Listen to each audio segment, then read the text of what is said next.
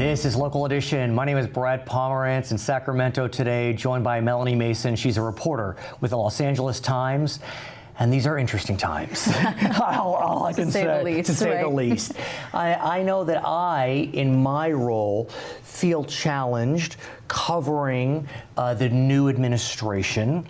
It's one that I have not seen in my lifetime, and I cover it in a very different way. It's not kind of day-and-date news like you do. Right. And so talk me through this. How is it covering, you were embedded with the Trump campaign, how is it covering issues related to the new administration? Well, I mean, and so I was covering the presidential campaign, as you mentioned, and then I came back to Sacramento and thought, okay, back to state politics. Like, that was fun with national.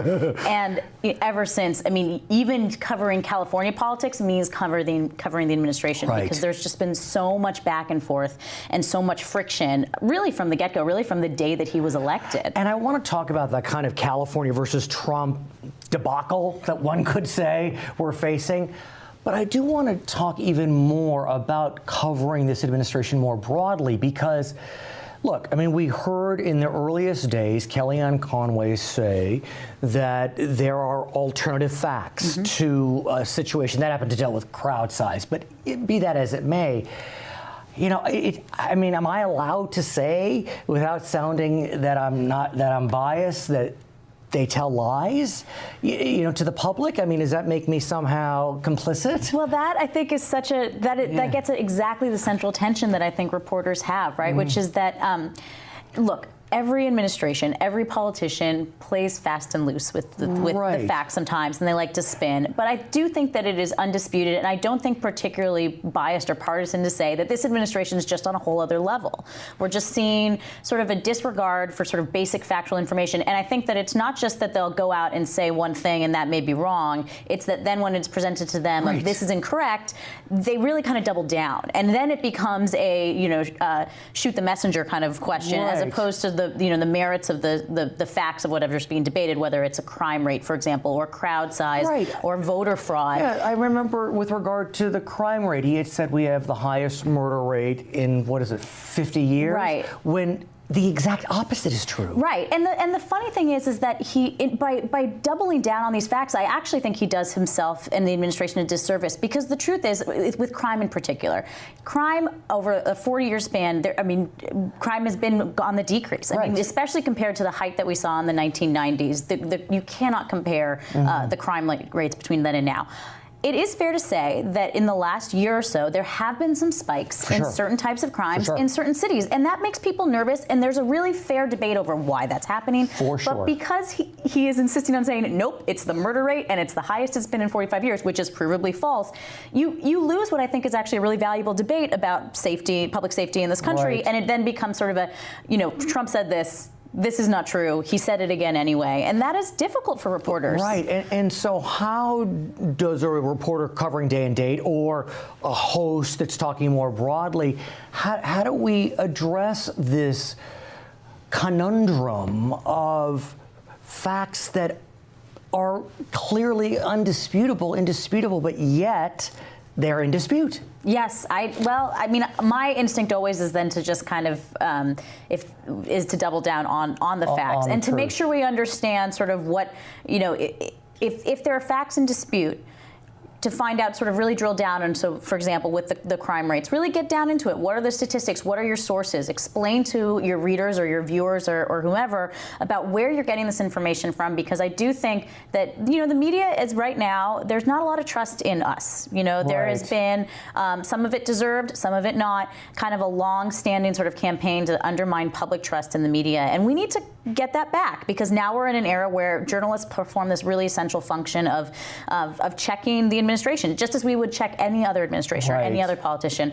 And I think that transparency in how we do our work is the way we earn that trust back. So it's not just saying Donald Trump said this and this isn't true, period. It's Donald Trump said this isn't true, because here are the sources of information that we're going to. And I think showing our work is the way that we kind of deal with this conundrum. Do you feel as if, either in California or in the heartland, whatever that means, that facts, indisputable facts, are relevant?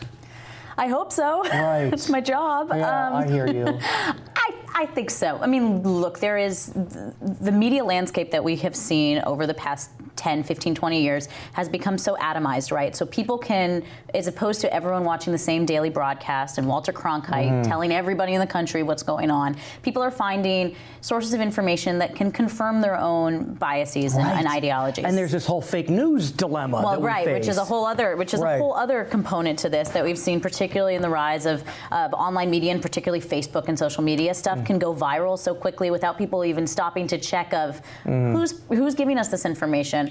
I would like to think, and I think when I'm out and reporting and talking to people, there's still a desire to be rooted in fact. I think that everyone realizes, or most people realize, that in order to really kind of get at some of the really pressing policy questions facing this country, everyone needs to be operating off of the same baseline. Even in Trump country, which you went to Trump country during the campaign. I did, and I'll be honest. It was pretty stunning sometimes when you would talk about sort of basic questions that people would see the world so differently than how people see the world out here, or even.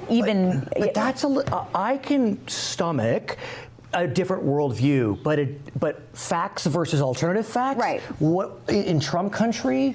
Yeah, I mean, so I'm trying not to paint with too broad a brush here, because which is what we do. Right. I mean, we're just playing into the liberal left coast. Right. And we're neutral journalists. And I also think, to be fair, a lot of the time that I was in Trump country was during the heat of an election, where I do think that when you're seeing, my team versus the other team, your confirmation bias, I think, comes out even more.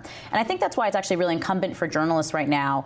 Now we're all focused on what's going on in D.C., and I think that it's just as important to be spending time in Trump country, and not just Trump, mega country where he won by huge margins, but the places where he really eked out the vote. Wisconsin, and the question, Michigan, where it's people who maybe didn't love Hillary, and so that's why they ended up going for Trump. But now that Clinton's out of the picture, how are they feeling? And how does it feel when it's not the heat of an election season?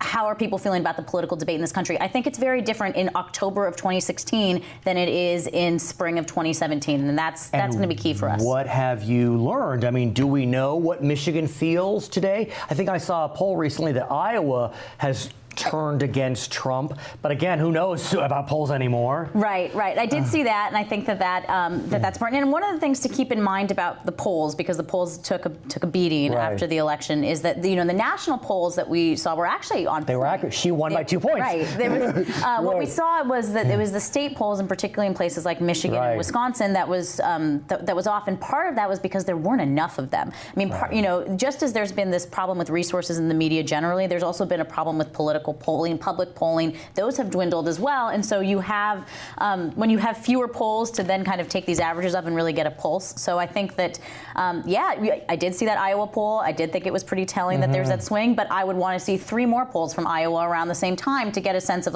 is this really capturing the mood? So I think that I've seen a bunch of follow-ups where people go to the heart of Trump country to see how people are feeling, and the reports come back. He's doing what he said he would do. Right. He's shaking things up. I have faith in him. And I think that those perspectives are really important and really essential. But I also think that we can't just talk to the people who are partisans on either side. We really need to try and figure out.